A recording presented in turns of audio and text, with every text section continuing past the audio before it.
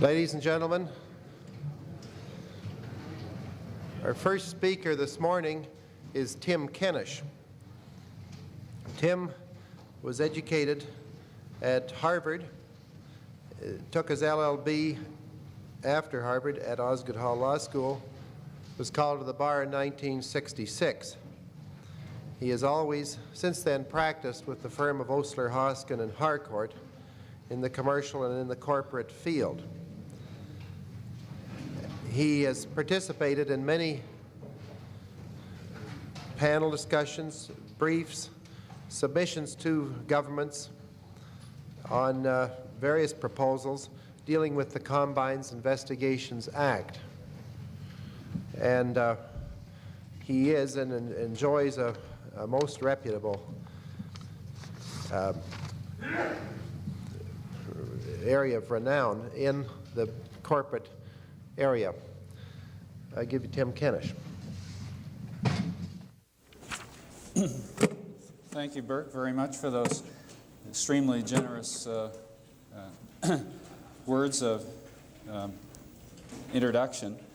I would just like to say that to be realistic, I think I have to recognize that in the scheme of things, a discussion of developments in competition law in a lecture program entitled Corporate Law in the 1980s is something of a sideshow comparable to Circus Tumbler's performance preceding the top-billed High-Wire Act. Nevertheless, the subject of competition law is becoming increasingly important, and the recent developments have indeed been significant. While it doesn't appear that developments in this field have generally been reviewed in a special lecture program since 1963, I trust you'll forgive me if I fail to undertake a comprehensive survey of everything that has happened since that time. In any event, in the time allotted to me, I feel that in order to cope with the material, it will be necessary to limit myself to the more recent developments. There have been two principal lines of development. Firstly, new case authorities from courts at all levels amplifying and in some cases perhaps confusing us about the law in this area. Secondly, developments in the ongoing saga of competition law reform. This morning I'm going to attempt to deal with both of these matters and, where possible, relate the more significant cases to the matter of the reform process. The principal emphasis, however, is going to be on the case law, since that at least is a known quantity. While the proposed competition law revisions are naturally of great interest to us, at the present time there's no draft legislation to consider, and it is not clear how far the government may be persuaded to modify its proposals as set forth in the framework for discussion, which was published last year and which we'll be discussing later. At the same time, I've gained the impression, for a number of reasons, that the current stage of reform, unlike some of the earlier efforts, will in fact culminate in some amending legislation. It's now been 13 years since the Economic Council of Canada made its recommendations for a major overhaul of the competition laws. One of its principal recommendations, namely the civil regulation of mergers and monopolies, has yet to be implemented, although it's been the subject of a number of legislative proposals. In the meantime, Canadian industry has not held its breath waiting for the new ground rules to be put in place. In the Director's report for the year ended March 31, 1979, he stated, with respect to the spate of mergers that was going on at that time, the merger provisions of the present Act have again proved inadequate to cope with the situation. Clearly, had a less ambitious and more realistic merger reform been proposed, it's likely that the more effective law would have been in place and might have been able to cope with the merger wave that was occurring at that time, and which in certain industries have significantly transformed their ownership structure. It is great to strive for perfection, but on some occasions it's preferable to settle for half a loaf. I also sense a somewhat more pragmatic attitude on the part of government officials who are involved in this process, And this in part stems from the fact that their most recent proposals have been presented in the form of a discussion paper circulated for the specific purpose of obtaining comments from interested business groups and other persons. Presumably this is indicative of a receptiveness towards making changes where a valid case can be made for them. Also, one would think that in the current economic climate, including high level of unemployment, high cost of money, continuing high rate of inflation, state of the markets, and the recent antagonism of the business community over the budget, the government will be inclined to pursue a more moderate approach in completing this final stage of competition law reform, or may alternatively wish to delay it until economic conditions are a little bit more appropriate. There's also, I feel now, a degree of impatience on the part of the business community to get these issues behind it, which would lead, I think, it to adopting a somewhat less adamant stance of resistance than has been the case in the past, particularly if the dialogue over the framework paper should result in a more modest legislative proposal when the bill's ultimately brought down. Finally, I think there is a clear need on the part of the government to put in place some more effective legislation to overcome acknowledged deficiencies in the particular areas of the existing law. For example, the government has been unsuccessful in 9 out of 10 recent conspiracy cases, and the one in which a conviction was obtained is under appeal.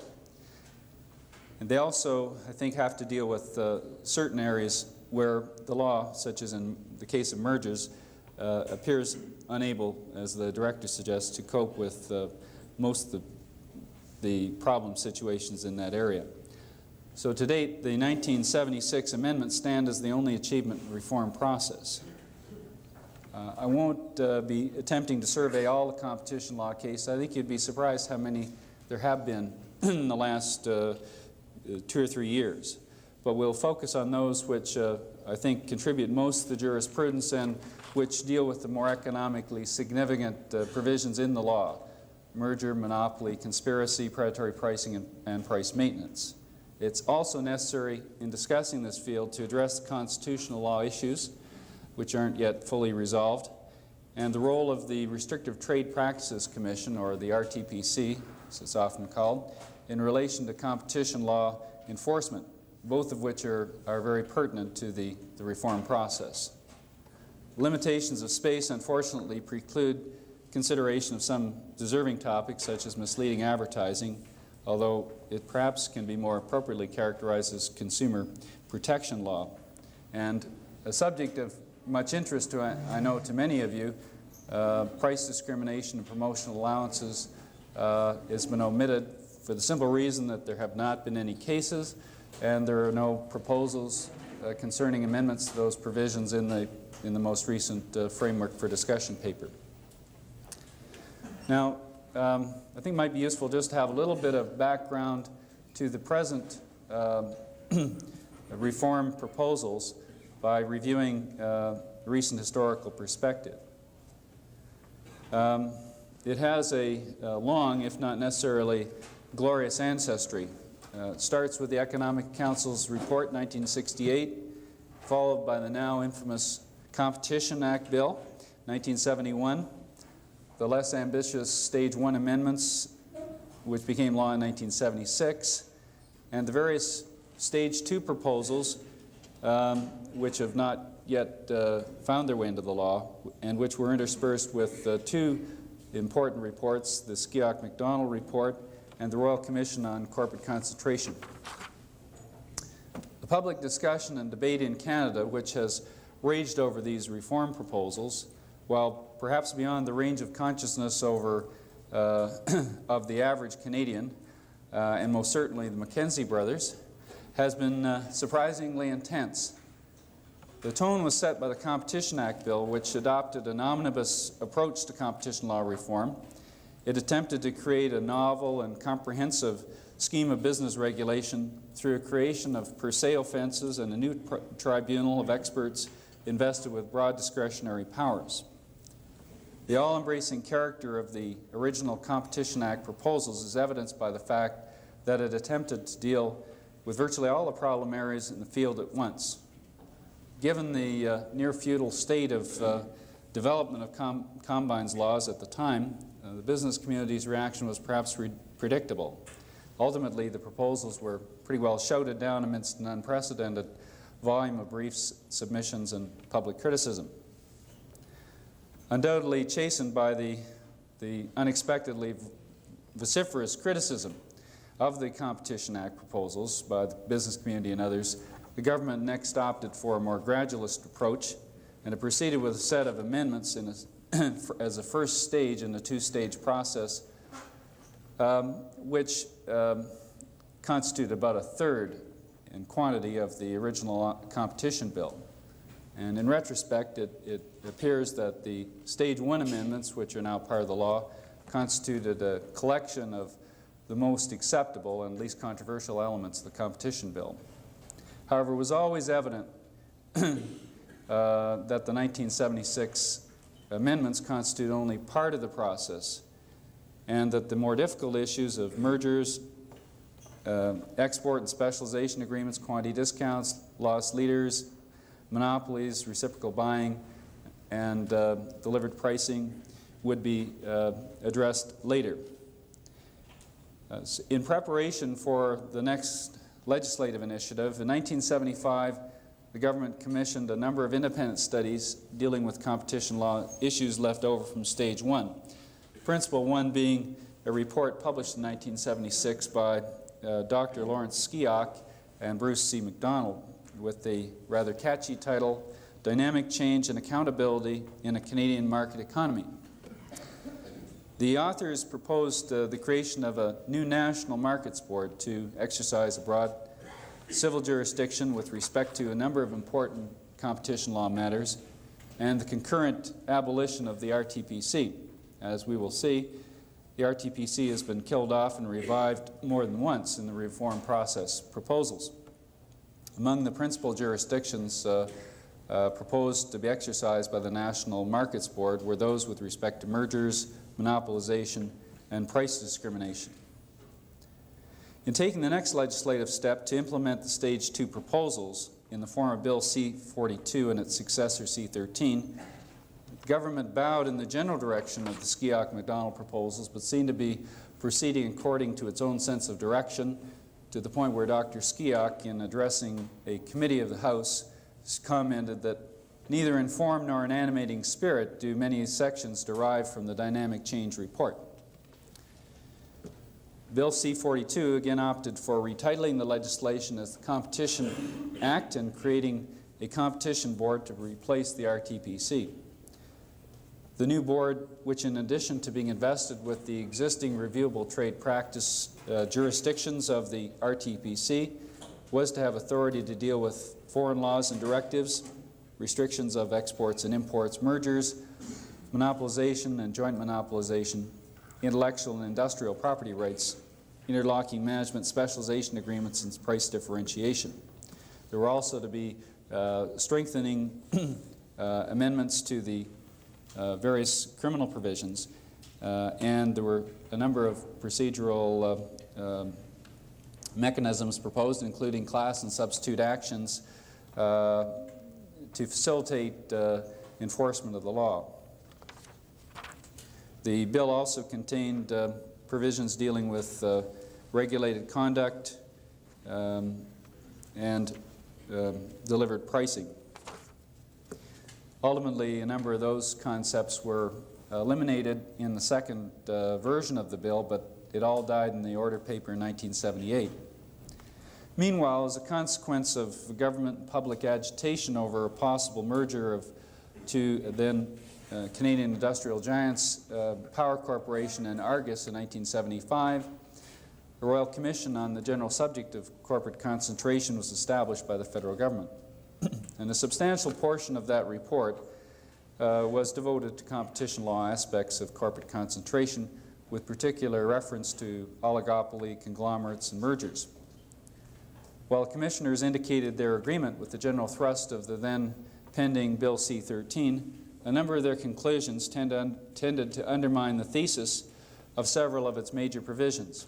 In particular, they took definite objection to the proposals with respect to mergers and joint monopolization. They specifically disagreed with the legislative proposals relating to joint monopolization contained in the Stage 2 amendments, which they considered too far-reaching, expressing their preference for a rule which would embody the concept of conscious parallelism plus. That same legislative approach also appears in the framework paper. We'll be discussing it a little bit later. On the subject of mergers, the Commissioner's view was that the proposals were too elaborate, having regard to what they considered to be the small dimension of the problem. Their preference would have been to deal with mergers on an after-the-fact basis based on proven anti-competitive results of the merger, as opposed to speculating in advance as to whether or not they were going to have these results. With regard to conglomerates, they noted that conglomerate mergers had not increased concentration in industries particularly, and they did not consider that there were any significant competition law implications in the proposed Power-Argus merger. Well, then there followed a brief pause while the Conservatives took office, and they promptly deprioritized the matter of competition law reform. And perhaps they now wish they had instead deprioritized their budget. However, following the election, the new Liberal government was apparently so taken by surprise at being prematurely returned to office that it took a further year before they were able to once again introduce another round of proposals in the form of the framework for discussion. And I intend to discuss this in the context of some of the cases in the areas which it addresses. However, a few general observations can be made. The first is that while the proposed reforms deal generally with matters which were the subject of prior efforts in Stage 2 amendments, in a number of significant respects, the framework paper adopts a different approach. The major matters covered by the framework paper relate to the central provisions of the law, mergers, monopolies, conspiracies, and would appear to have as their principal focus the remedying from an enforcement point of view of perceived inadequacies in the present laws interpreted in the decided cases. Proposals also reflect a major shift in attitude concerning the respective roles of the courts and the RTPC in the interpretation and administration of the law. I also touch on such matters as statutory monopolies, delivered pricing, export and import, and specialization agreements. The predecessor bills had contained provisions dealing with price differentiation or volume pricing, the exemption of regulated conduct, and proposed procedural reforms such as class and substitute actions. Now, it remains to be seen whether these have been discarded by the government, since there is no reference to them in the framework paper.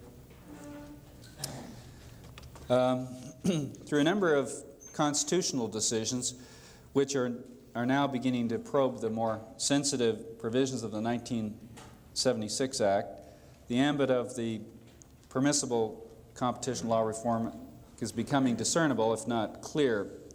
The ultimate resolution of these issues would appear to be absolutely critical to the viability of the most important reforms which remain under consideration. Two principal constitutional issues have surfaced in recent litigation arising out of the 1976 amendments.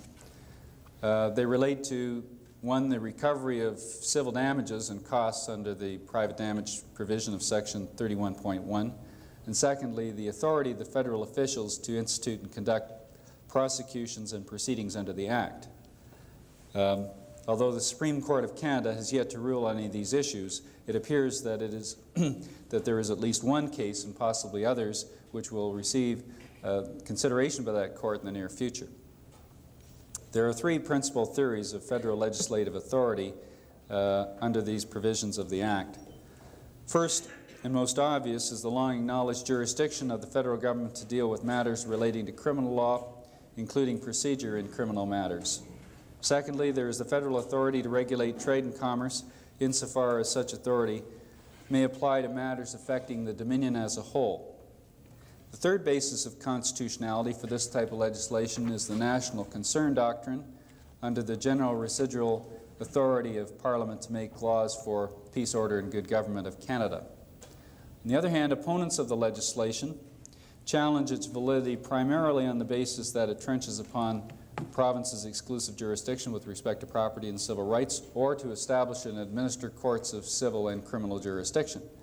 They also make an argument based on the BNA Act provision which confers provincial jurisdiction in respect of all matters of merely local or private nature in the province. The private damage actions, there have been cases decided both ways on this. The first case was the Raqua decision of the Quebec, the federal court in a case coming out of Quebec, and it was decided that the action was unconstitutional on the basis that it related to matters of property and civil rights and wasn't supportable under any of the other heads of authority I referred to as valid federal legislation. That case is presently on appeal to the federal court. The section itself provides for the recovery of damages and costs by a plaintiff who is able to demonstrate he suffered loss or damage as a result of conduct which would constitute an offense under the Act or a breach of an order of the RTPC or of any court. There is no requirement that the defendant have been convicted of such an offense, or indeed that any criminal proceedings should have been taken.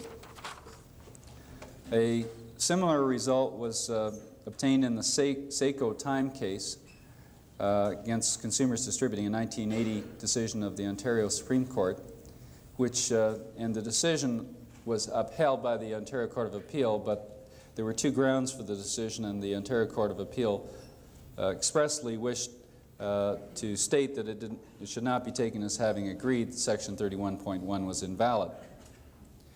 In the meantime, a contrary conclusion had been reached by the Alberta Supreme Court in Henusset Brothers against Syncrude. In that case, the plaintiff sought damages alleged to have been suffered by it as a result of rejection of its low bids, complained that the reason why its bid had been rejected was there was a conspiracy to restrain competition unduly in the pipeline construction industry. Counsel for the Crown argued that the legislation could be upheld under the three grounds that I mentioned, trade and commerce, criminal law, and peace, order, and good government. In the result, the trial judge upheld the constitutionality of Section 31.1, but only on the ground of trade and commerce authority, on the basis that it was part of an overall legislative and regulatory scheme for the general regulation of trade and commerce throughout Canada.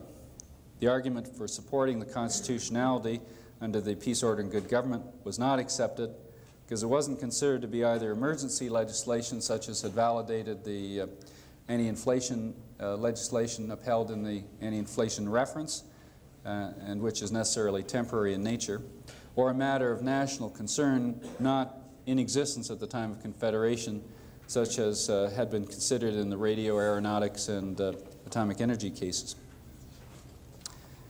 As regards the criminal law base of jurisdiction asserted on behalf of in support of this, it was held that because there was no need for criminal conviction or determination of a criminal offense having occurred, that it could not be upheld on this basis.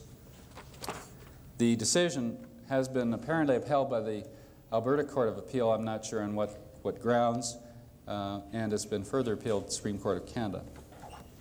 Just by way of digression, but also relevant to the matter of private damage actions, there's been a further case in British Columbia, BC Lightweight Aggregate versus Canada Cement, decided in 1979, which held that a plaintiff could succeed in a common law conspiracy action and recover damages to the extent in that case of $750,000 from defendants who had been convicted of offenses contrary to Section 32, which is the conspiracy section in the Combines Act, where it could be shown that the damage suffered was as a consequence of the action. There are two cases in which the authority of the Attorney General of Canada to commence, institute, and conduct prosecutions under the Act has been challenged. He has that authority under Section 15 of the Combines Act.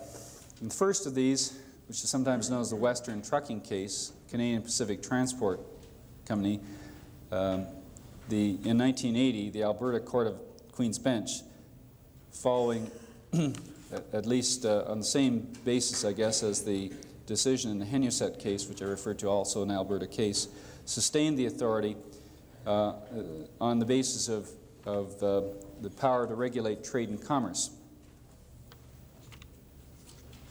They were not prepared to uphold it as as being valid under the criminal procedure authority.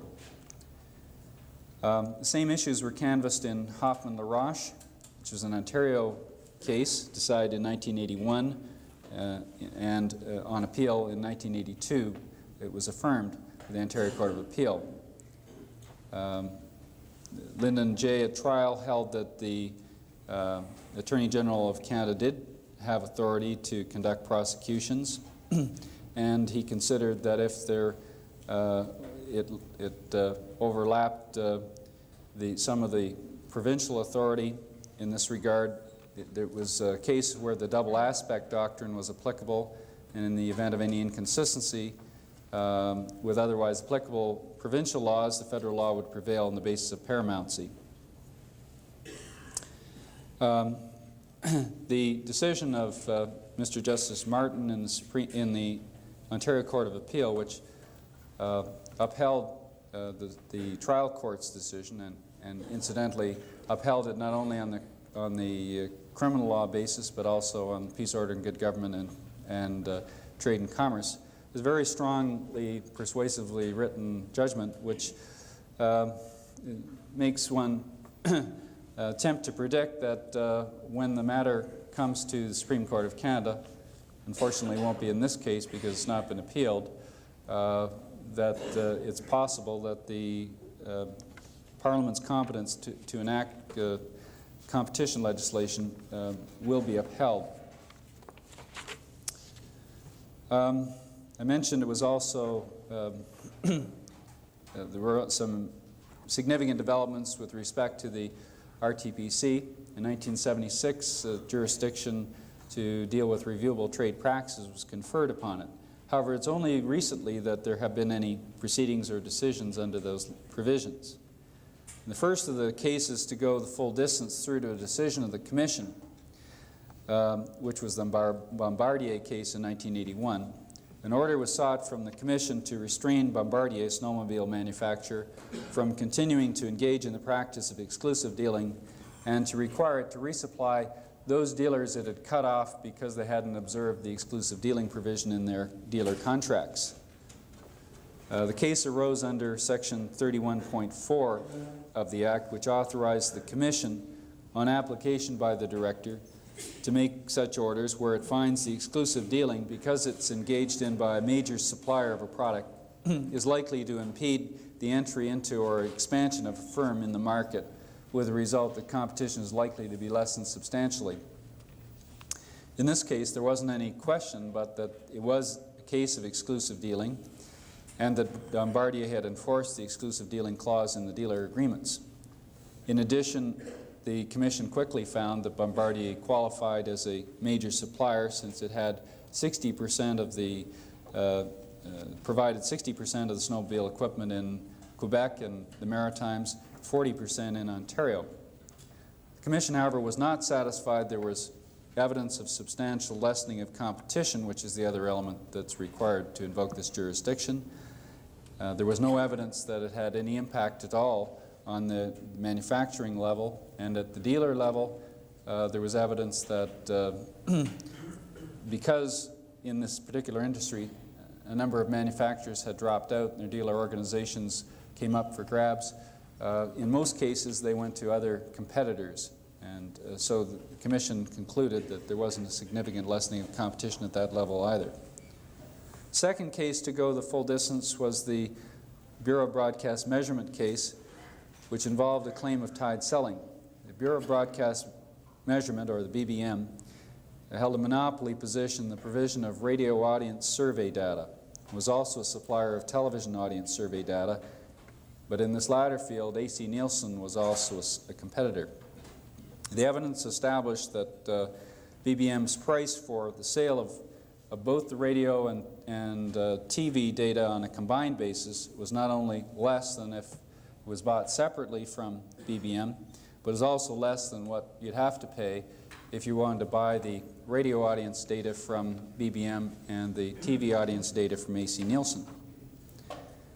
The RTPC's jurisdiction to make an order against tide selling is similar in that case to its jurisdiction with respect to exclusive dealing, which I referred to before. That is, in order to make an order, the supplier must be a major supplier, and the effect of the practice has to be to create barriers to entry or expansion in a market, and thereby cause a substantial lessening of competition. However, in the tide selling case, there's also a defense available if it can be demonstrated that there's a technological necessity for selling the two products together. It was established that BBM had 100% of the relevant national market radio audience survey data and upwards of 80% in TV survey data. It was accordingly held to be a major supplier of both products. Technological defense, necessity defense, was rejected as being applicable in the circumstances. Commission reasoning that that should be confined to cases where the reputation of the tying product would be destroyed or damaged if the other product were not supplied in conjunction with it. Commission further concluded that there would be or was a substantial lessening of competition as a consequence of the continuance of BBM's practice. In this connection, it observed that there had been no new entrants in the radio audience measurement business for 18 years. There were no perceived entrants at the time of the application. In addition, AC Nielsen was the only competitor on the TV side of the business, and its sales had fallen substantially in the preceding 10 years. The RTPC also has a jurisdiction under Section 47 of the Act to conduct inquiries concerning the existence and effect of conditions or practices related to any product that may be the subject of trade and commerce, where such conditions or practices are related to monopolistic situations or restraint of trade. There are two such inquiries on at the present time. The first is one relating to telecommunications equipment, and it was commenced in December 1976. And it followed an investigation previously undertaken by the director, who had concluded that although there was no offense under the Act, there were conditions or practices relating to a monopolistic situation which warranted a Section 47 inquiry to be undertaken. In bringing the proceeding, the director indicated to the Commission that the vertical integration between Bell and what is now Northern Telecom was contrary to the public interest.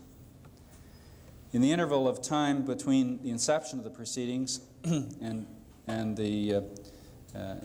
March 31, 1981, some 34,000 pages of transcript evidence had been received. It is hoped that the Commission will deliver its report while people are still using telephones. Commission may have an opportunity to break its own record for the longest running Section 47 inquiry with its current consideration of the petroleum industry, following the delivery in February of last year amidst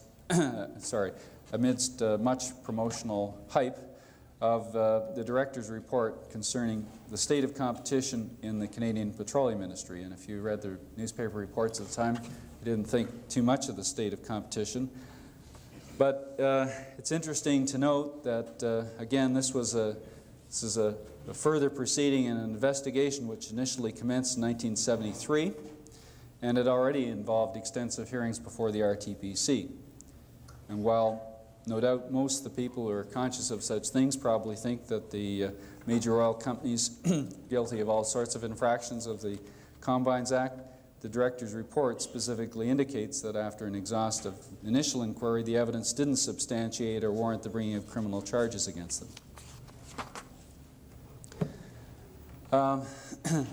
As I mentioned previously, the government's original position with respect to Stage 2 jurisdictions, which were not considered to be appropriate for continued regulation on a criminal law basis, was to propose that these be dealt with, again, as reviewable trade practices under the jurisdiction of the RTPC. However, in the framework for discussion paper, there is now an indication of an abrupt about-face in regard to that on the part of the government.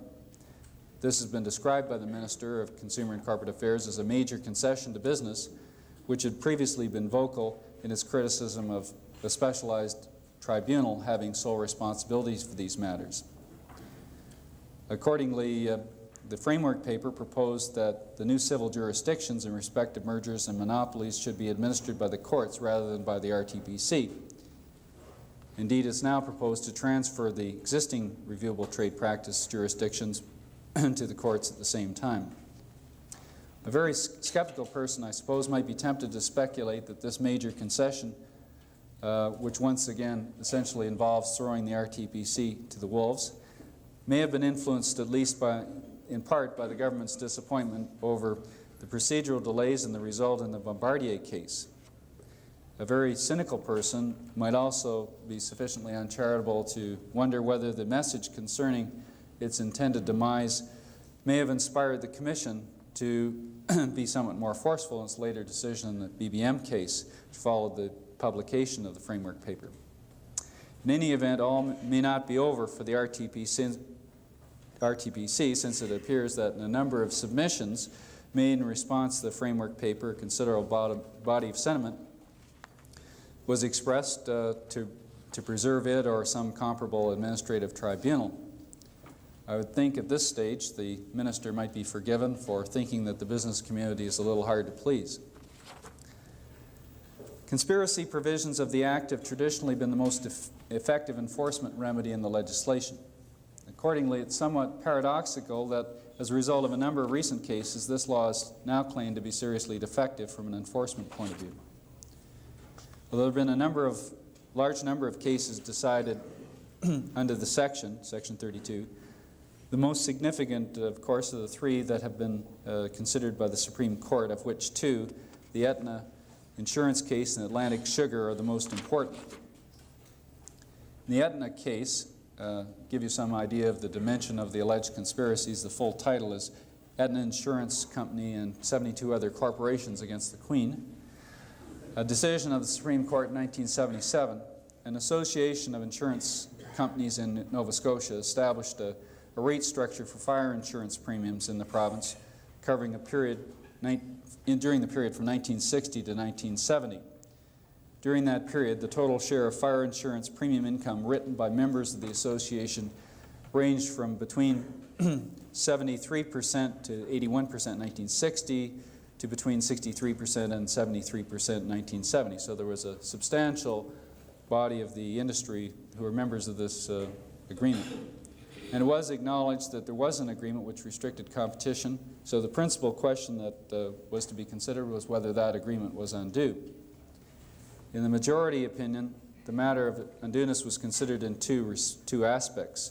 First, in terms of the market affected by the restriction, and second, on the basis of whether there was actual evidence of the effect of the agreement being undue.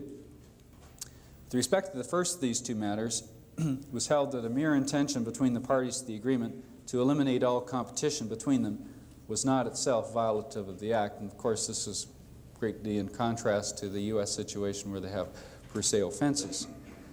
The majority judgment went on to quote with approval the famous statement by Mr. Justice Cartwright in the 1957 decision, Howard Smith, which the director later characterized in one of his reports as in effect a test of monopoly control. The majority judgment also dealt with the admissibility of evidence as to the effect on competition and concluded that the trial judge was entitled to consider this evidence. In that connection, they stated there was a substantial body of evidence to support the view that competition was not stifled by the actions of the accused. The Aetna case has also sparked a debate which continues as to whether it's necessary to establish so-called double intent. In other words, not only that the accused intended to enter into an agreement which would have adverse competitive effects which you might regard as undue, but also that they intended it to have those undue effects. The wording of the majority judgment, I'm afraid, can be claimed to lend support to both theories.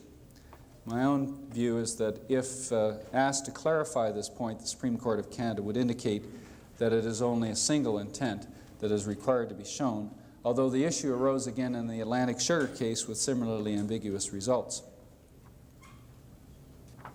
It would seem that the requirement regarding the comprehensiveness of the conspiracy established by the judgment of Mr. Justice Cartwright in the Howard Smith case and implicitly confirmed in the Aetna case may now only be of historical interest, since in 1976 the new subsection 32.1.1 was added for greater certainty to indicate that it was not necessary in a Section 32 case to establish that there was virtual elimination of competition as a result of the agreement.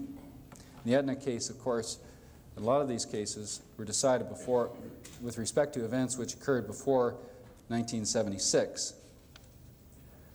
In accepting the relevance of evidence as to the effect of the agreement on competition, the Court may have imposed a fairly substantial burden on the Crown of actually demonstrating the existence of undue competitive injury beyond a reasonable doubt.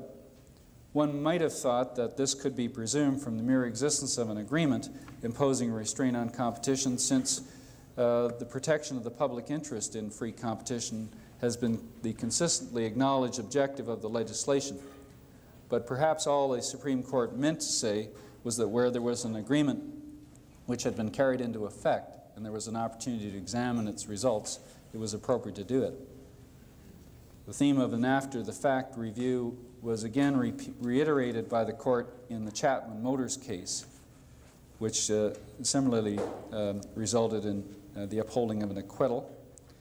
The next major case, the Atlantic Sugar case decided by the same court in 1980, dealt with a further issue, namely whether a tacit agreement not to compete beyond the maintenance of existing or historic market shares among the three principal refiners of sugar in eastern Canada constituted a violation of Section 32.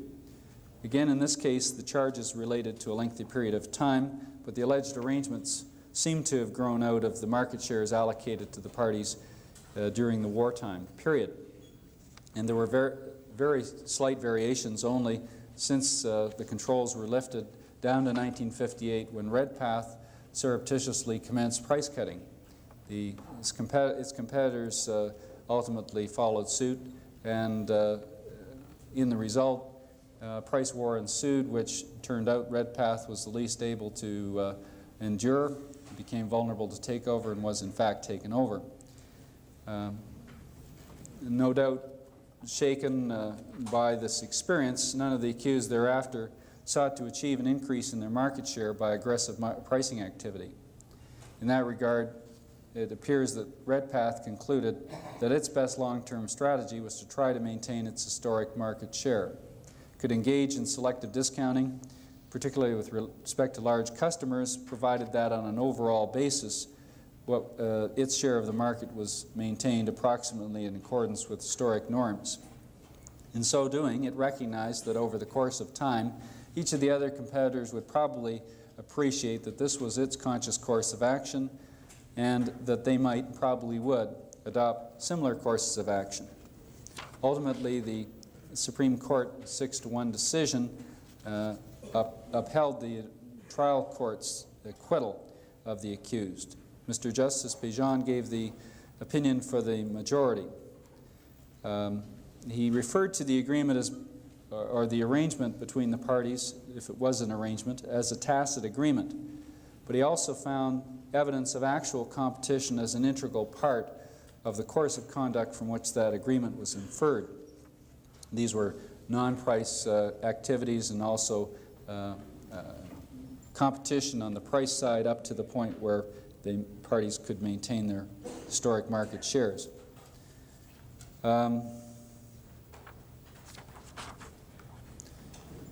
He didn't consider this to be a conspiracy or agreement for the purposes of Section 32 because it lacked the necessary elements, he said, of communication amongst the parties. The mere fact that Redpath's policy became known to the others over time was insufficient to constitute an agreement, even if, as expected, the competitors adopted a similar approach when they became aware of it. Mr. Justice Pigeon quoted statements by Mr. Justice Ritchie in the Aetna case, which have been construed as giving rise to this double intent requirement. However, I think it's reasonably clear in concluding portions of his judgment that that was perhaps casual wording, because he said that he concluded by stating that the views of the accused as to whether or not their arrangements would be undue are irrelevant. There are quite a number of lower court decisions which I'm going to have to pass over in the interests of time. That I mentioned previously, of the 10 recent cases, 9 had resulted in acquittals. The framework proposals in this area are definitely reactive to the decisions of the courts where they feel they've encountered difficulties of enforcement, and the proposals, find my place here, suggest naturally, as one might expect, the elimination of the concept of undueness from the law, propose certain per se offenses in respect of price fixing and other inherently non-competitive arrangements, and certain presumptions as to illegality or unlawfulness of an agreement where the parties to the agreement constitute a given percentage of the market.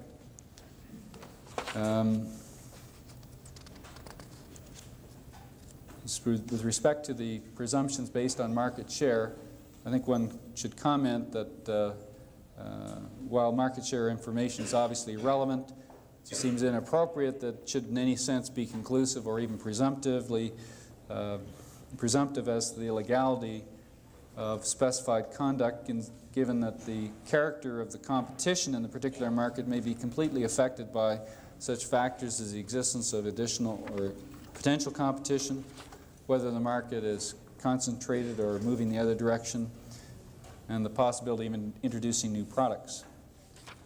Now, the law with respect to monopoly, the most recent authorities are 2 decisions back in the mid-1970s, which I don't intend to deal with, but the framework paper proposes changes in this area, the first being a change to a civil law basis of regulation. The monopoly would be considered to exist where one or more firms account for a dominant share of a market.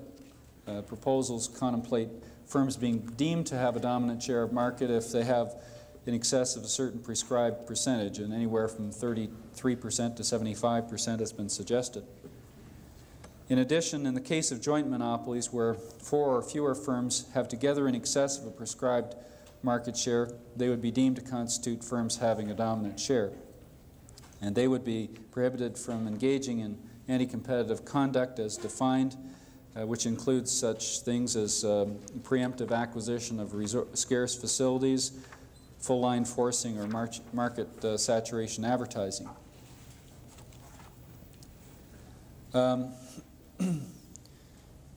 In resurrecting the proposal for joint monopolies, wherein in effect it would not be necessary to demonstrate any collusive conduct between the parties, this was a very highly controversial and widely criticized aspect of the previous legislation, and it certainly will present, if enacted in that form, would present great difficulties, especially if the market tests and thresholds should be applicable. Given the concentrated nature of many Canadian businesses, it can be expected that these provisions would structurally at least be applicable to the leading firms in most manufacturing industries. So that being the case, there would be difficult judgments for many companies in initiating actions which competitors might follow, or in following a competitor's lead in taking action which might be regarded as exclusionary or restrictive.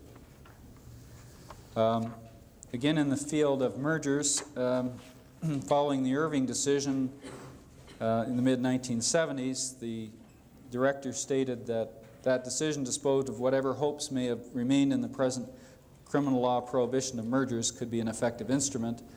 Seems to have shut down the minister, and he's been waiting for the law to be reformed, so there have been no legal developments on that side. Framework proposals come at mergers in two ways. Firstly, proposing a significant change in the basis of the application of the statute. Secondly, requiring a pre-merger notification requirement.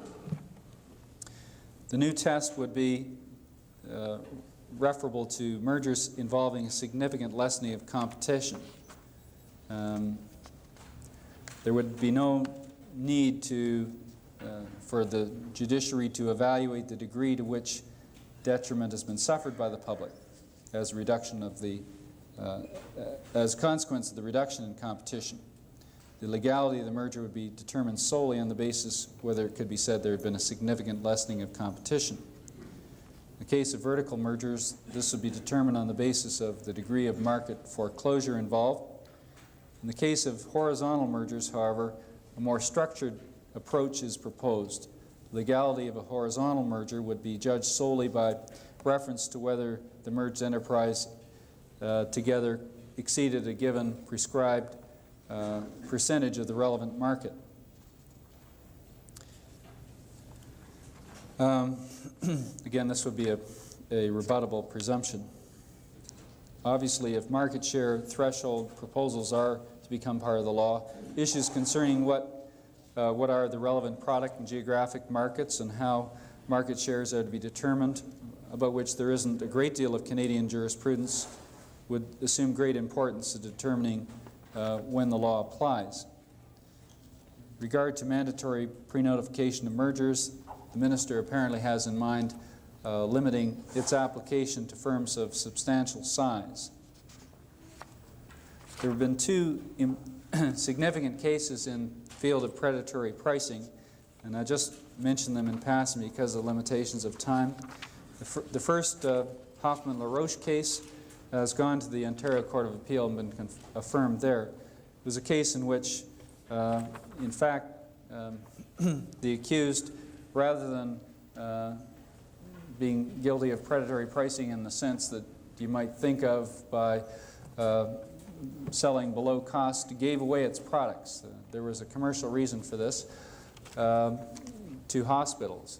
And it was complained that this constituted selling at prices unreasonably low. The accused argued that he wasn't involved in selling anything, but the court quickly considered this to be part of its overall sales policy and considered to be a sale at a zero price.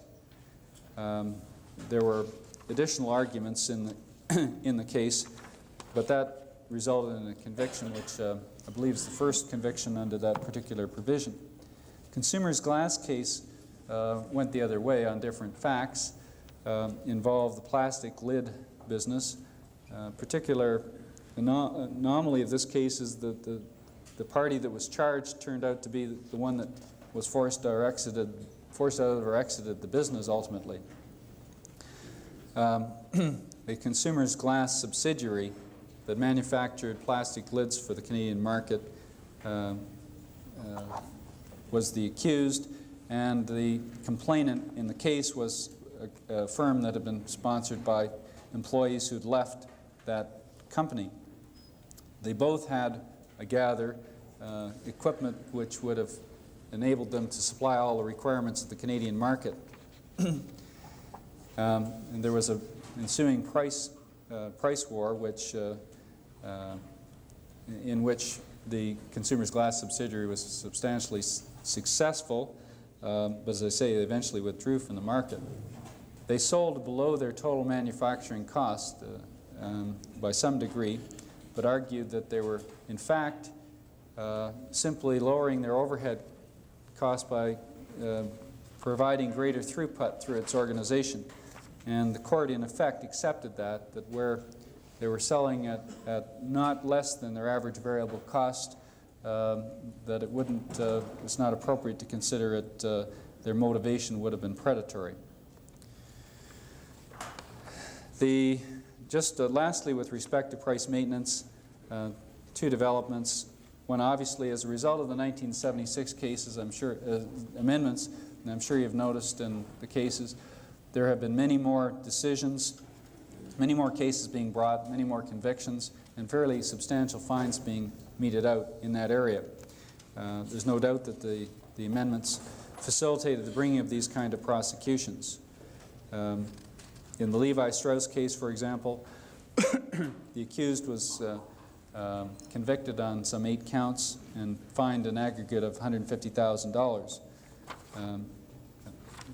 The matter of price maintenance seems to be a particular preoccupation of jeans companies because the H.D. Lee were also fined $65,000 for similar infractions. A case in which the accused established something of a record by pleading guilty to 28 counts of price maintenance was Regina versus Church and Company. And the accused there was fined $64,000. 20 of the counts were with respect to the accused's handling of its cooperative advertising program. A&M Records is another case in which a fairly large fine was handed out. Again, that related to co-op advertising program administration. In other words, they wouldn't honor claims for co-op advertising payments where the people who sought to be repaid had broken price in their advertisements. One final thing, and quite an interesting case, Philips Electronics, which has now progressed through to the point where it was acquitted. Philips were acquitted at trial that was upheld in the Court of Appeal, and the Supreme Court of Canada dismissed the further appeal recently. Philips had published in an Ottawa newspaper an advertisement listing places at which Philips television converters could be purchased and also showing the price. There's a section in the Act from the rising out of the 1976 amendments which deemed such publication to be an attempt to influence upward the selling price of any person into whose hands the product came for sale unless the advertisement made it clear that it could be sold at a lower price. And you've all seen those ads, $65 or less, which is the sort of derivation of that. Phillips, however, pointed out or argued that the section requires, in addition to an attempt to influence upward, that this be accompanied by an agreement, threat, promise, or other like means. The court agreed with Phillips and did not accept the contention of the Crown that the publication by itself constituted a like means comparable to an agreement, threat, or promise. I apologize for having to skip through this material in this way, but appreciate your indulgence. I hope that this discussion of some of the cases and proposed reforms will serve to provide some guidance as to likely future developments, which I think would include the much delayed second stage of competition law reform and at least a definitive statement from the Supreme Court of Canada concerning Parliament's authority to legislate in this field.